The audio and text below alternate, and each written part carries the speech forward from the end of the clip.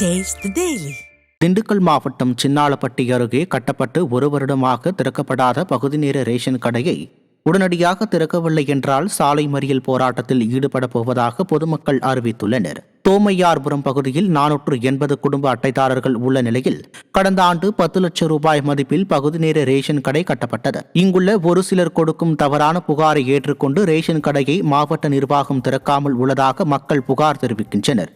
உடனடியாக பயன்பாட்டிற்கு கொண்டு வரவில்லை என்றால் திண்டுக்கல் மதுரை தேசிய நெடுஞ்சாலையில் சாலை மறியல் செய்ய போவதாகவும் மக்கள் எச்சரிக்கை விடுத்துள்ளனர். ரொம்ப கஷ்டமா இருக்கு. எதுக்காக இந்த ஒரு வருஷமா இப்ப ரேஷன் கடையை கட்டி எதுக்காக ஓபன் பண்ணாம இருக்காங்கன்னு தெரியல. இங்க தோமையாபுரத்தை பொறுத்தளவுக்கு பல சமூக விரோதிகள் இருக்காங்க. மெயினா சொல்லணும்னா அதுதான். அவங்க போய் பெட்டிஷன் கொடுக்க வேண்டியது, தவறா சித்தரிச்சு கொடுக்க வேண்டியது, அதை அங்க ஏத்துக்கிட்டு அவங்களாலையுமே இங்க ஓபன் பண்ண முடியாம அந்த பிரச்சனை தான் மெயினா இருக்குங்க சார். தஞ்சை மாவட்டம் பட்டுக்கோட்டையில் விளையாடச் சென்ற சிறுமி குளத்தில் மூழ்கி உயிரிழந்த சம்பவம் சோகத்தை ஏற்படுத்தியுள்ளது. பட்டுக்கோட்டை சீனிவாசன் நகர் ஐயப்பன் தெரு பகுதியைச் சேர்ந்த வடிவேல் என்பவரது 9 வயது மகள் அரினிஸ்ரீ வீட்டு அருகில் இருந்த குளத்தில் வழுக்கி விழுந்து எதிர்பாராத விதமாக நீரில் மூழ்கினார். உடன் இருந்த சிறுவன் காப்பாற்றுவதற்கு தண்ணீரில் குதித்தும் காப்பாற்ற முடியாததால் நீந்தி கரையை சேர்ந்துள்ளான்.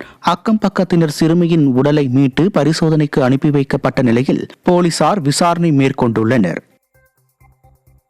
திருப்பத்தூர் மாவட்டம் வாணியம்பாடி அருகே எருதுவிடும் திருவிழாவை அதிமுக சட்டமன்ற உறுப்பினர் செந்தில்குமார் கொடியசைத்து துவக்கி வைத்தார். வாணியம்பாடி அடுத்த வெள்ளக்கோட்டை பகுதியில் நடைபெற்ற எருதுவிடும் திருவிழாவில் வேலூர், திருப்பத்தூர், ராணிப்பேட்டை, கிருஷ்ணகிரி, திருவண்ணாமலை மற்றும் ஆந்திரா, கர்நாடகா ஆகிய இடங்களில் இருந்து 200க்கும் மேற்பட்ட காளைகள் பங்கேற்றன.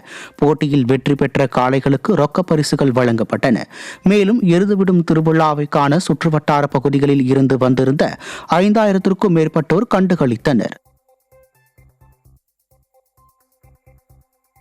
சிவகங்கை மாவட்டம் திருப்பத்தூர் அருகே பொங்கல் விழாவை ஒட்டி மாட்டுவண்டி எல்கை பந்தயம் நடைபெற்றது. தேவரம்பூர் கிராமத்தில் நடைபெற்ற மாட்டுவண்டி எல்கை பந்தயத்தில் திருச்சி, சிவகங்கை, மதுரை, புதுக்கோட்டை, தஞ்சை, ராமநாதபுரம் உள்ளிட்ட பல்வேறு மாவட்டங்களில் இருந்து பெரிய மாடு, சிறிய மாடு என 2 பிரிவுகளாக மொத்தம் 35 மாட்டு வண்டிகள் பங்கேற்றன. இதில் வெற்றி பெற்றவர்களுக்கு கேடயம், ரொக்க பரிசு மற்றும் பருத்தி மூட்டைகள் வழங்கப்பட்டன.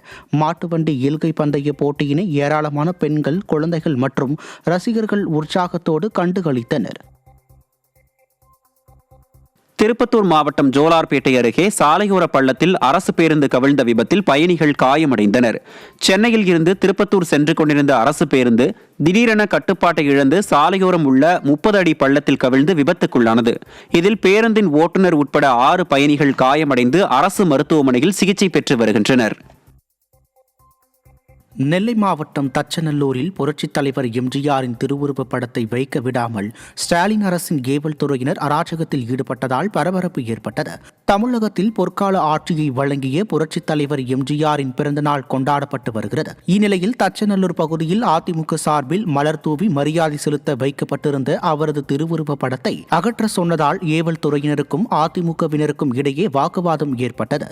திமுகவின் கைப்பாவையாக ஏவல் துறை செயல்படுவதாக பொதுமக்கள் குற்றம் சாட்டுகின்றனர். திருவாரூர் மாவட்டம் திருத்துறைப்பூண்டி அருகே புனித அந்தோணியார் ஆலயத்தில் 200க்கும் மேற்பட்ட பானைகள் வைத்து சமத்துவ பொங்கல் விழா கொண்டாடப்பட்டது. மடப்புறம் புனித அந்தோணியார் ஆலயத்தில் ஆண்டுதோறும் நெல் அறுவடை திருவிழாவை கொண்டாடும் விதமாக நடைபெறும் சமத்துவ பொங்கல் விழா அனைத்து பொதுமக்களும் ஒன்றிணைந்து வெகு விமர்சையாக கொண்டாடுவது வழக்கமாகும். அதன்படி சாதி மத பேதமின்றி 200க்கும் மேற்பட்டோர் அந்தோணியார் ஆலயம் முன்பு பொங்கல் பானை வைத்து வழிபாடு செய்தனர்.